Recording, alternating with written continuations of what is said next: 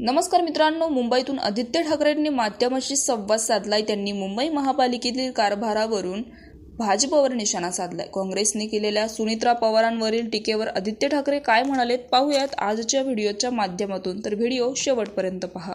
आणि दुसऱ्या बाजूला भाजप आणि भाजपचे महापौर हे सगळे ओपन स्पेसेस, आरजीपीजी हे प्रायव्हेट बिल्डर आणि कॉन्ट्रॅक्टरच्या हाती जातील असा सगळा प्रयत्न त्यांच्या हातून चाललेला आहे.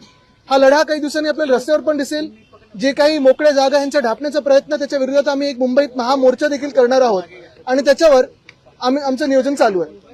आदित्यजी, खरं तर मातीचा प्रश्न आहे, कारण मोठ्या प्रमाणात देखील शिवाजी पार्काची उद्योग असते, त्यासाठीचा देखील तुमचा लढा मात्र नक्कीच आज चिखल आहे, पण आपण पाहतोय राजकारणापेक्षा थोडा बरा चिखल आहे. ट्विट केलेला आहे, हो. वारंवार खर्च केला जातोय. आता देखील पुन्हा एकदा 2,80 लाखाच्या निविदा मागवल्यात. महापौरांकडून असं सांगितलं जातं की माझा याच्याशी काही संबंध नाही या निविदांशी. मग कुठून येतोय? मग मुख्य गोष्ट हीच आहे, आपण पाहिलं असेल माझ्या दोन्ही बाजूला 2 माजी महापौर आहेत मुंबईच्या, आणि कोणी एवढा खर्च केला नसेल असा खर्च सध्याच्या महापौर करत आहेत. एक अंदाज द्यायचा तर एवढाच आहे, आमदार म्हणून आम्हाला पूर्ण मतदारसंघासाठी 5 कोटी निधी मिळतो. खासदारांना 6 मतदारसंघ विधानसभेचे जे असतात त्यांच्या 1 लोकसभा मतदारसंघात, त्या पूर्ण 1 लोकसभेसाठी 5 कोटी मिळतो. आणि जो काही आता निधी महापौरांना बंगल्यासाठी मिळालेला आहे तो जवळपास 5.5 कोटीचा आहे. आणि गाड्या देखील ज्या आता घेत आहेत त्या देखील 1.5-2 कोटीच्या आहेत. तर म्हणजे हा सगळा खर्च स्वतःवर कशासाठी करताय? कुठे नेमकं तुम्हाला काय दाखवायचं जगाला? महापौर बंगला की तुम्ही वेगळं काही आता टुरिस्ट प्लेस निर्माण करणार आहात की ताजमहल बांधणार आहात तिथे? काँक्रिटीकरणाचा एक्सपोर्ट केली आहे. कोणी गुंगी गुडिया असं सुनीत्रा पवार यांना संबोधल्यानंतर राष्ट्रवादीच्या कार्यालयामध्ये गेले होते. नाही, मला वाटतं त्याच्यात मला पडायचं नाही. मुख्य गोष्ट हीच आहे की आपण पाहतोय राष्ट्रवादीच्या अंतर्गत राजकारणात आम्हाला काही पडायचं नाही. सुशोभीकरणाचा प्रश्न सुरू आहे, स्वच्छतेचा प्रश्न देखील मोठ्या प्रमाणात उद्भवलेला आहे. खरं तर महापौरांकडे किंवा मग पालिका प्रशासनाकडे गाड्या खरेदी करण्यासाठी पैसे आहेत, मग मुंबईकरांचे जे कर घेतले जातात, जू चौपाटी साफ करण्यासाठी पैसे नाही आहेत का? आजचा 24वा दिवस आहे, लोकशाही तुम्ही पाहिलं असेल जुहू चौपाटीचा कचरा असेल, तिथे आमच्या विरोधी पक्षाच्या नेत्या किशोरीताई जाऊन पण आल्या, तिथे देखील प्रश्न देखील विचारले.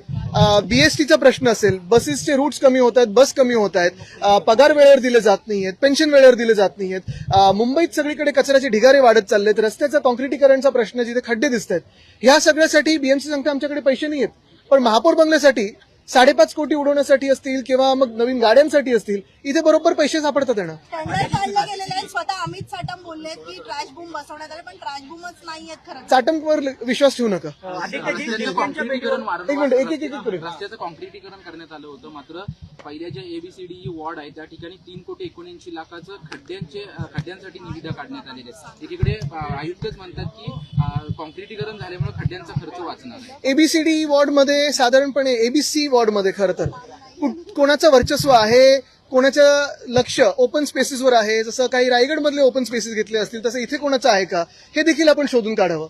आणि दुसरं म्हणजे सगळ्यात महत्वाची गोष्ट हीच आहे की काँक्रिटीकरण, आपल्याला आठवत असेल फेकनाथ मिंदे हे हाऊसमध्ये खरं तर बोलले होते की 2 वर्षात मुंबईचे रस्ते चकाचक होतील, चांगले होतील.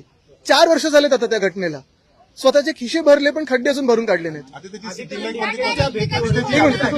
काल त्यांचा मिस कॉल पण होता. भेटीवरून एकनाथ शिंदे आणि भाजप म्हणजे दोघांमध्ये सध्या अंतर्गत धुसफूस सुरू आहे, कारण सुरसाट भेटले त्यावरून भाजपने नाराजी व्यक्त केलेली आहे. आता ते चुपके चुपके की दिपके दिपके हे ठरवा तुम्ही, काय तुमचं चाललंय. पण अभिजितनी जो लढा दिला, आपण पाहतोय कुठेही राजकारण न करता ह्या देशाच्या तरुणांसाठी दिला, आणि त्याचा आम्हाला अभिमान आहे. सिद्धिविनायक मंदिरमध्ये ज्या लोकांना पकडलंय चोरी करताना ते शिवसेनेचे कार्यकर्ते आहेत, उभाटाचे कार्यकर्ते आहेत, असं सर्वांकडे आमचं म्हणणं. मला वाटतं त्यांना जरा आठवण करून देतो मी.